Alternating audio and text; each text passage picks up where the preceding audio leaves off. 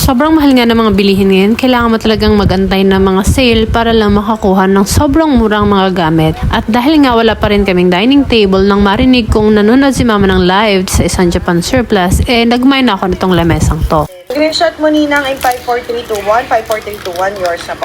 At dahil nga sobrang mura niya talaga pinuntahan ko na siya. Itong Japan surplus nito is dito lang malapit sa sentro ng Daet, kaya talagang maganda yung location niya and madali lang mahanap. Marami rin silang ibang nakalagay pa at madami ka pang mamamay na gusto ko nga rin sana mag-mine kung hindi lang tight na rin yung budget ko dito. So as you can see, maganda po yung lamesa. So kinaumagan is pinadeliver ko na rin siya. Nag-check nga ako ng mga nagtatrabaho nang tumawag sa akin na malapit na daw sila. Mabuti na lang is nasakyan nila si Papong or siguro si Papong yung napagtanungan nila kaya naituro yung bahay namin. Siyempre, pinaalsa ko na yan kay Orang and Papong para maipasok na din sa bahay. Inayos na nga rin nila yung pagkakalagay dyan. Katulong na rin si Ate Maricar and tinaas na muna yung isang lamesa namin kasi plastic lang yung lamesa namin na pinagkakainian. Though, kasya naman kami dyan.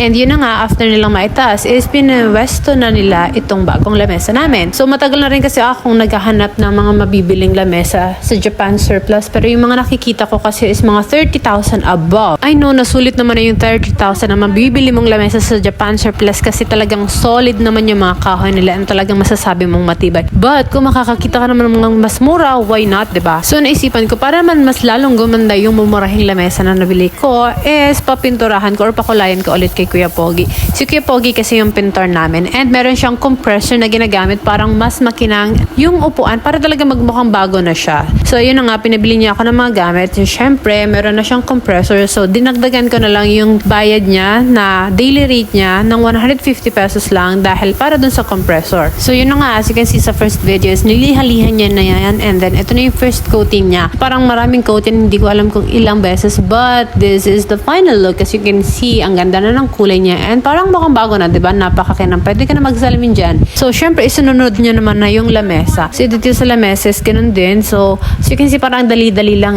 halos kalahating araw niya nga lang yung tinapos and then parang almost 2 days niyang patutuyuin or hindi pwedeng gamitin kasi kapag ginamit mo agad is magbabakat daw yung damit mo. Syempre nga hindi pa siya masyadong dry. Sabi ko nga sa ilang buwan kung kakahanap ng dining table sa wakas is nakakuha na rin ako maliban sa maganda na. Sobrang mura pa. Halos yung presyo nito is kaparehas na lang ng mga plastic na mabibili mo dyan sa sentro. So ang lamesan po ito is nabili ko lang ng 7,500 and kasama na rin yung 4 na upuan. Sa tingin nyo ba sa presyong yon sulit na sulit na? Anyway, sa sobrang mahal ng mga bilihin ngayon, kailangan na rin talaga maghanap ng mga mura. Kaya kung may alam kayo, mga bilihan na gamit sa loob ng bahay is please let me know dahil naghahanap na rin ako ng mga gamit na may ilalagay ko dito sa aming bahay.